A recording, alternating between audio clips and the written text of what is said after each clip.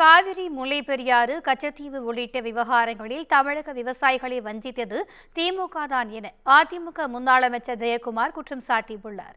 சென்னை பட்டினப்பாக்கத்தில் செய்தியாளர்களிடம் பேசிய அவர் இதனை தெரிவித்தார். காவிரி நதி நீராக இருந்தாலும் சரி, கச்சத்தீவு விவகாரம் வந்தாலும் சரி, முல்லை பெரியாறாக இருந்தாலும் சரி, விவசாய மக்களை வஞ்சித்து துரோகம் இழைத்து தன் சுயநலத்துக்காகவே திராவிட முன்னேற்ற கழக அரசுகள் இருந்த சூழ்நிலையில் திரு மு கருணாநிதி அவர்களும் அதற்கு பிறகு தொடர்ச்சியாக திரு மு க ஸ்டாலின் அவர்களும் தமிழ்நாட்டுடைய உரிமைகளை தாரை வார்த்து கொடுத்து தமிழ்நாட்டு மக்களையும் குறிப்பாக விவசாய மக்களையும் வஞ்சித்தவர்கள் இந்த திராவிட முன்னேற்ற கழகத்தை சார்ந்தவர்கள். திராவிட முன்னேற்ற கழக திரு மு கருணாநிதியும் திரு ஸ்டாலினும் அவர்களும் ஆவார்கள். குறிப்பாக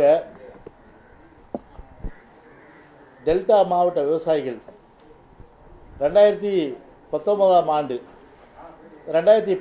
ஆண்டு காலகட்டத்தில் அன்றைய மத்திய அமைச்சராக இருந்த டி.ஆர். பாலு அவர்கள் 2010 ஆண்டு அன்றைக்கு மத்திய அமைச்சராக இருந்த டி.ஆர். பாலு அவர்கள் அன்றைக்கு மாநிலத்திலும் இன்னைக்கு பார்த்தீங்கன்னா திராவிட முன்னேற்ற கழக அரசாங்கம் மத்திய அரசில் அங்கம் வகித்த திமுக மூத்த அமைச்சர் திரு டி.ஆர். பாலு பெருமிதத்தோடு என்ன சொன்னார்னா, மீத்தேன் எரிவாயு திட்டத்தை தமிழ்நாட்டின் டெல்டா பகுதியிலிருந்து செயல்படுத்த மத்திய அரசின் ஒப்புதலை நாங்கள் பெற்றதில் பெருமை கொள்ளுகின்றோம்.